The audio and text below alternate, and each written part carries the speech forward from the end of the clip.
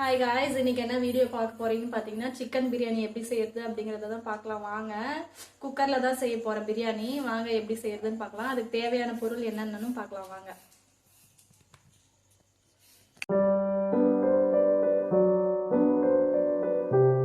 Chicken biryani செய்யறதுக்கு தேவையான பொருள் என்னென்னு பார்த்தீங்கன்னா சிக்கன் வந்து 3/4 கிலோ இருக்குது. அடுத்து வெங்காயம், பச்சை மிளகாய், இஞ்சி, பூண்டு, தக்காளி கட் பண்ணி வச்சுருக்கேன். பட்டை, கிராம்பு, ஏலக்காய், அந்த பிரியாணி மசாலா ஐட்டம்லாம் இருக்குது. அடுத்து நெய்,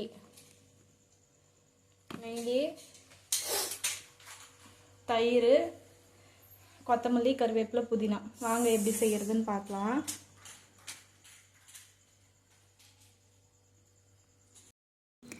பிரியாணி செய்கிறதுக்கு அரிசி அளந்து எடுத்துக்கலாம்.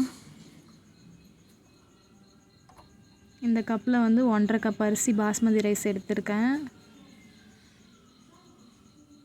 நல்லா கழுவி ஊற வச்சுக்கலாம். பிரியாணி செய்ய ஸ்டார்ட் பண்ணும்போது கழுவி ஊற வச்சா போதும். இப்போ கேஸ் ஆன் பண்ணிக்கலாம். பெரிய குக்கராக நல்லா எடுத்து வச்சுக்கோங்க. குக்கர் நல்லா சூடு ஏறின பிறகு 2 ஸ்பூன் நெய் சேர்த்துக்கலாம்.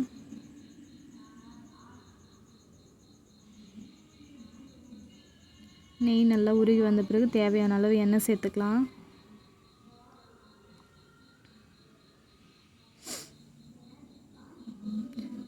எண்ணெய் நல்லா காஞ்சிருச்சு. இப்போ வந்து பிரியாணி மசாலா, பட்டை, கிராம்பு, ஏலக்காய் அதெல்லாம் சேர்த்துக்கலாம்.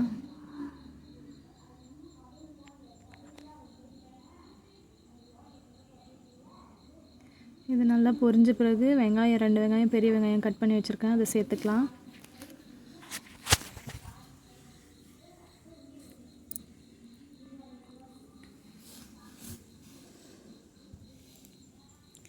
வெங்காயம் நல்லா ப்ரௌன் கலராக வதங்கி வரணும். வதங்கி வந்த பிறகு பச்சை மிளகாய் 2 கட் பண்ணி சேர்த்துக்கலாம்.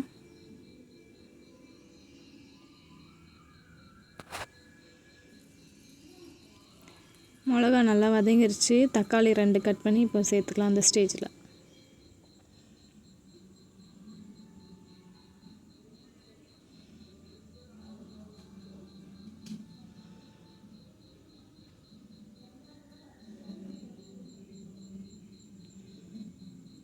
தக்காளி வதங்கிறதுக்கு தேவையான அளவு உப்பு சேர்த்துக்கலாம்.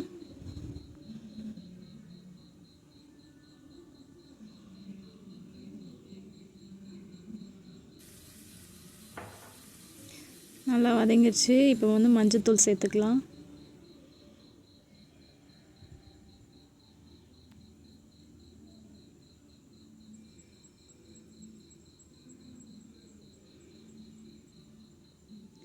சிக்கனை எடுத்து சேர்த்துக்கலாம். இப்போ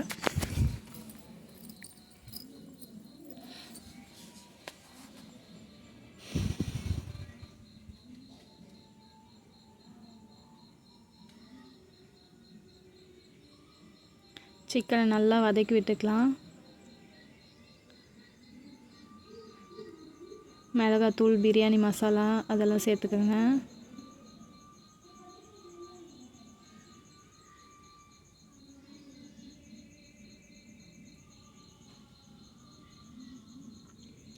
மசாலா சேர்த்து நல்லா வதக்கி விட்டுக்கலாம்.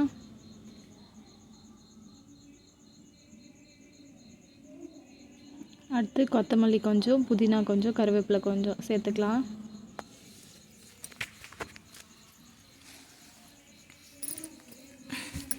மூணும் சேர்த்து நல்லா வதக்கி விட்டுக்கலாம். நல்லா வதங்கிருச்சு. இப்போ வந்து எலுமிச்சை பழம் ஒரு பாதி எடுத்து சேர்த்துக்கலாம். பாதியாக கட் பண்ணி சேர்த்துக்கலாம். தயிர் ஒரு 3 ஸ்பூன் சேர்த்துக்கலாம்.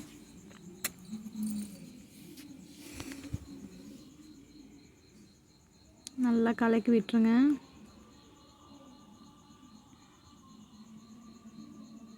நல்லா கொதிச்சு வந்துடுச்சு.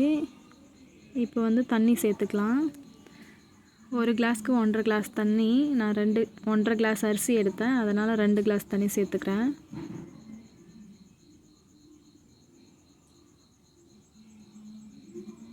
அரிசி சேர்த்துக்கலாம். தண்ணி சேர்த்து நல்லா கொதிச்சிருச்சு. இப்போ வந்து அரிசி சேர்த்துக்கலாம்.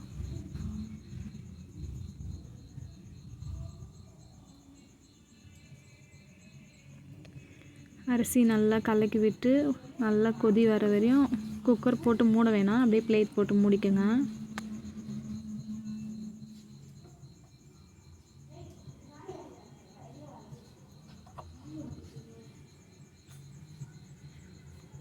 உப்பு செக் பண்ணி பார்த்துட்டு தேவையான அளவு உப்பு சேர்த்துக்கலாம்.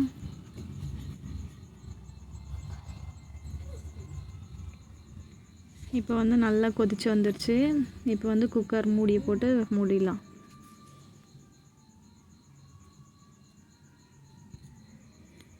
அடுத்து முட்டை தான் 4 வேக வச்சுருந்தேன், அதை உரிச்சிட்ருக்கேன்.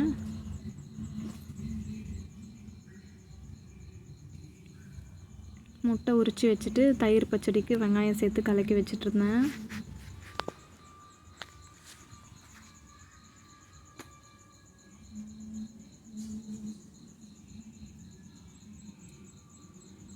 அவ்வளோதான், குக்கர் நல்லா விசில் வந்துருச்சு. குக்கர் ஆஃப் பண்ணிட்டு விசிலெல்லாம் எடுத்துகிட்டு பாருங்கள் பிரியாணி எப்படி வந்திருக்கு அப்படின்ட்டு. பிரியாணி சூப்பராக நல்லா உதிரி உதிரியாக வந்திருந்தது.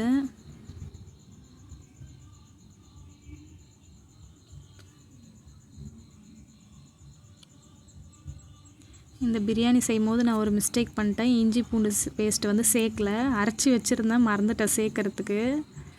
அதை நீங்கள் சேர்த்துக்கோங்க. ஆனாலும் பிரியாணி சூப்பராக வந்துருந்துச்சு, டேஸ்ட்டும் நல்லா தான் இருந்தது.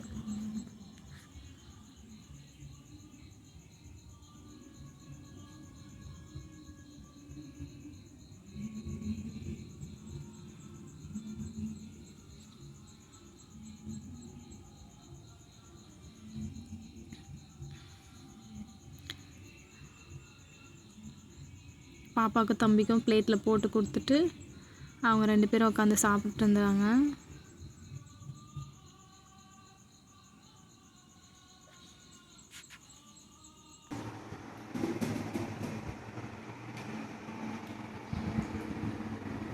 லட்சுமா எப்படி இருக்குது பிரியாணி?